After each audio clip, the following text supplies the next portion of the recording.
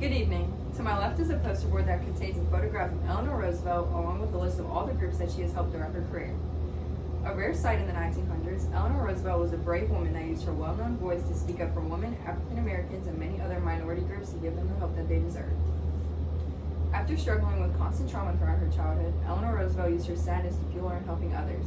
She surpassed her statement of being plain ordinary Miss Roosevelt as she told the country once her husband was elected. Instead, she influenced many lives by challenging social norms for the better. After my extensive research, I am honored to talk about this brave, influential woman. The commemoration of her life will inspire us to help those that are unable to stand up for themselves. As the first president's wife to fight for multiple minority groups, Eleanor Roosevelt is a fantastic example of how to use personal struggles to want to help others. I will now like to explain how Eleanor Roosevelt is a great example of an inspiration to all. Anna Eleanor Roosevelt was born on October 11, 1884 in New York City. Her parents, Elliot Roosevelt and Anna Hall, were very wealthy.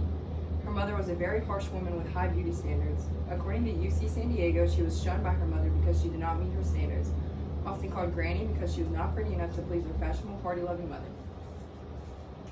This caused Eleanor to become very close with her father growing up.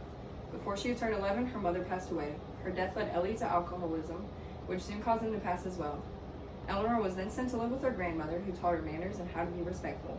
When she was a teenager, she was sent to Allenswood Academy, a boarding school in England.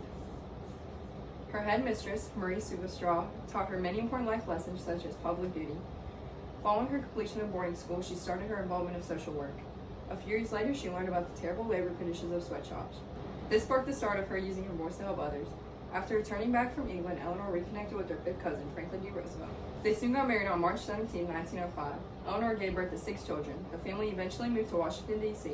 after Franklin took a job as an undersecretary of the Navy. Instead of partying and such, Eleanor became more involved in public work. She started volunteering for the Red Cross. Franklin wanted to become president, and Eleanor wanted more for her life. Therefore, after they moved back to New York, she joined many women's clubs to be a more independent woman. Franklin was soon diagnosed with polio. While Franklin was in therapy for his paralyzed legs from the polio, Eleanor started the Todd Hunter School for Girls. She also founded a factory to provide jobs for unemployed people. By 1922, she was the vice president and finance chairman of the Democratic Women's Committee. She was the main voice for Democratic voters. After her husband became president, she continued to help others while also helping her husband with presidency. She fought for better living conditions, equality for women, African Americans, and foreign policy and wars.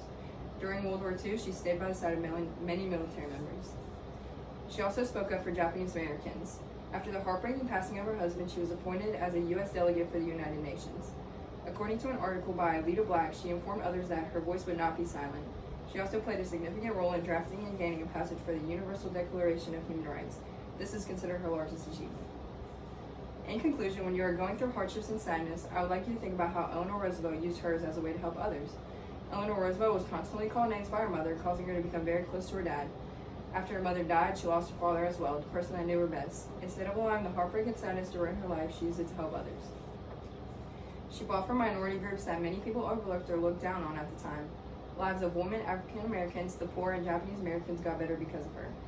Reggie Sharks and others describe her as one of the leading public intellectuals of the middle half of the 20th century. As the first president's wife to use her voice to help minorities, Eleanor Roosevelt is a perfect example of how helping others who cannot help themselves is the best thing an individual can do. Like Eleanor Roosevelt, we should try to help those in need no matter what our past has brought us.